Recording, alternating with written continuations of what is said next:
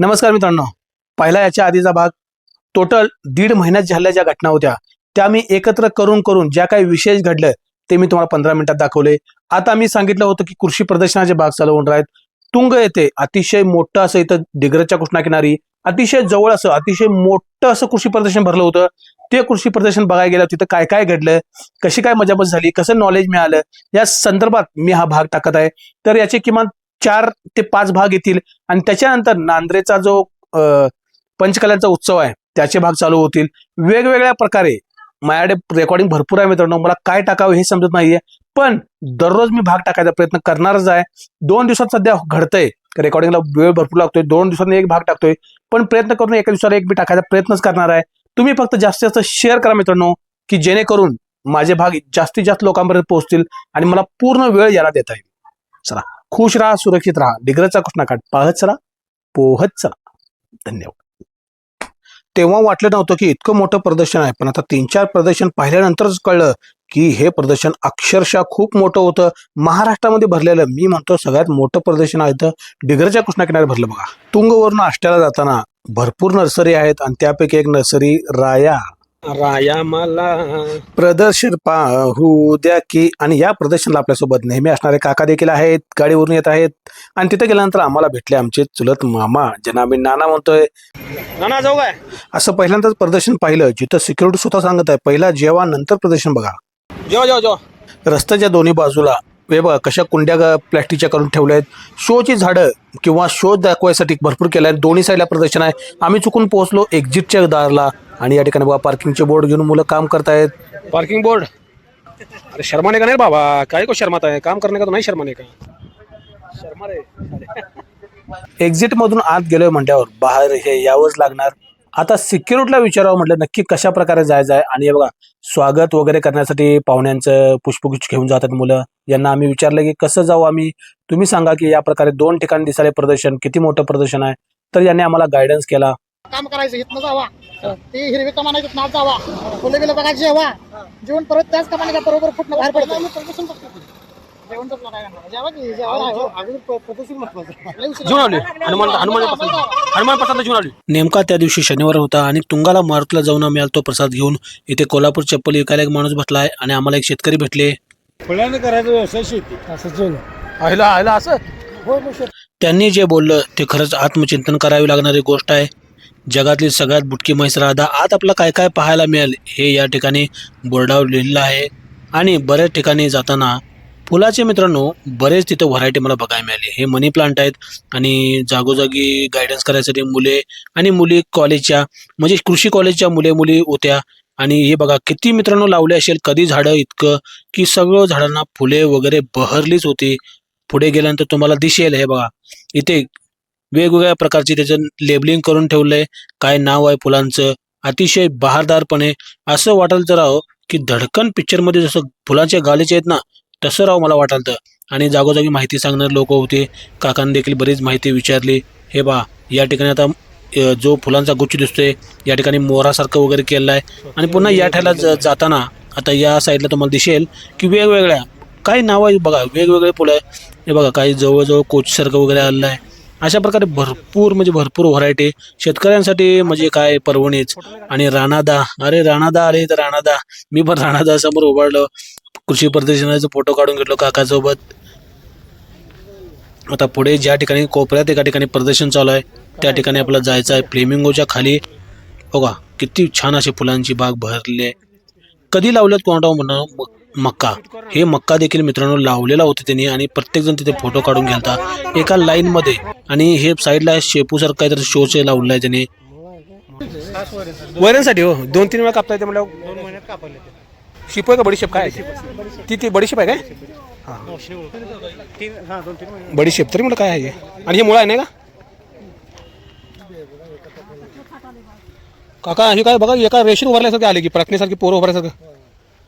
आणि हे काय आले बघा, हे काय काय वेगळंच आहे काहीतरी. हे खायचं काहीतरी आहे परत फुलांच्या मध्ये असं लावले बघा ते काय. आणि ह्या साईडला हे काहीतरी वेगळं लावले का? बरोबर आहे काका, हे 6 महिने तयारी करत असणार आहे कारण की भयानक काम आहे. इतकी छान फुलं बघून आई म्हणली एखादं वाळलेलं फुल घ्यायचं म्हणजे त्याचं झाड तयार होतंय. हे काय तर परदेशी भाजी असणार आहे काय तर.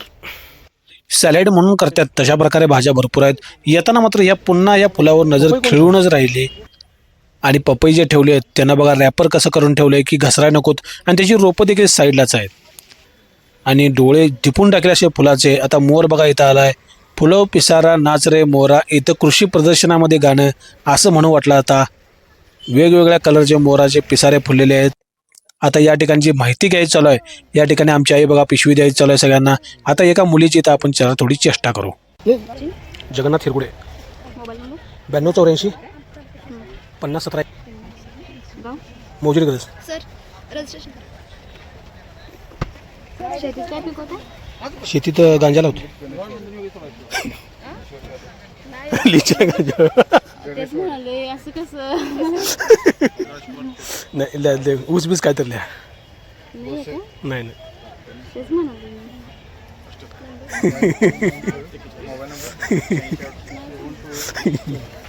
मॅडम मॅडम हो नमस्कार. काय काय आता व्हिडिओ करतोय म्हणून कोण ना कोणतं ओळखतेच.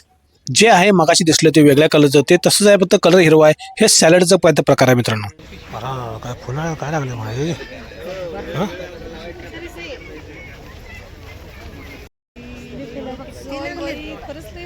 चमकत्या उन्हात ही पांढरी शेवंती डोळं मात्र खेळवून ठेवाल ती तिच्यावर. अगं बाई खरंच लय भारी आहे मला बाई.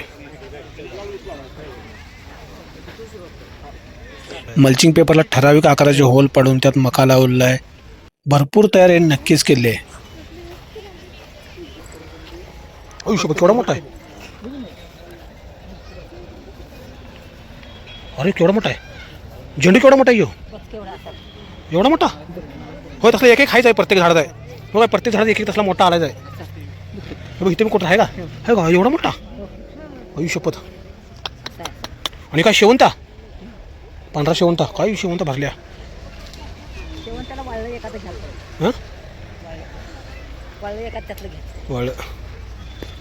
मानावं लागेल या कृषी प्रदर्शनला भरपूर मेहनत घेतली राव. आणि आता पिवळा झेंडू दिसायला येतोय. येलो क्रांती आहे बघा. येलो क्रांती प्राईम ऑरेंज. हो फुलं मधमाशी मध न्यायला आहेत ना काढून. एवढी फुलं झाली मिळाली म्हणल्यावर मधच तयार. हा मधमाशी आणि उभारले. मोबाईल मातोश्रींकडे दिला आणि काकांनी मी उभारलो फोटो काढण्यासाठी. पुढे गेल्यानंतर मक्का आहे त्या ठिकाणी म्हणतो आबा असला मक्का लावा. मूर घास केलाय की जनावर उलटी पलटी होऊन खात्यात. आता इथे बघा मक्का तो चालू आहे वैरणचा. पूर्ण टोकापर्यंत भरते. मोर घास केला की मग जनावर दाबून खातली म्हणते. एवढं मोठा बघा इथं. मोर घास करणे म्हणजे काय हे नंतर एखाद्या तुम्हाला भागात सांगेन. प्रत्येक झाडाजवळ सॅम्पल ठेवलेला आहे. फुलं काय बघा. दिवसभर उन्हात बसायचं म्हटल्यावर मुलं काय मोबाईलचा वापर करणारच. आणि अशा प्रकारे भरपूर ठिकाणी मजेशीर भाग आले आहेत. आणि आता हा भाग जरी संपर्क चालला असला तरी पुढे मात्र जबरदस्त भाग आहे. आकाश ऑरेंज झेंडू यश येलो काय लागलेली फुलं मात्र लकडलेत मित्र. लखड लखड असं शेतात कधी दिसलं नाही पण इतकी लकडलेली फुलं राव. हे बघा पूर्णपणे भगवा पट्टा तयार झालाय. दिल गार्डन गार्डन हो गया भवरा बगीमेन में खो गया. हे गाणं आठवायचं पाहिजे आपल्याला. येतं धडकन पिक्चर सारखं पिक्चरमध्ये आल्यासारखं वाटलं. धडकन पिक्चरच्या गाण्यात एक व्हिडिओ बघा. फुलंच फुलं तसं फुल दिसायला लागले. हो तुझको मिरची लगी तो मैं क्या करू. आली बघा मिरची. मिरची बघा कसल्या लागलं हो पाण्यासारख्या मिरच्या लागल्या. हो का ही ठेवली की प्रत्येक समोर सॅम्पल ठेवला की. हो का ही सॅम्पल आहे का. ब्लॅक 99 लकडल्यात अहो लय लकडल्यात. आणि पुढे जो शाळा त्यावर एक आळी असत्या. शाळू मकाला मुख्य लष्करी आळी. लष्करी म्हणजे मिलिटरी सारखं तिला ड्रेस आहे म्हणून त्याला लष्करी आळी म्हणतात.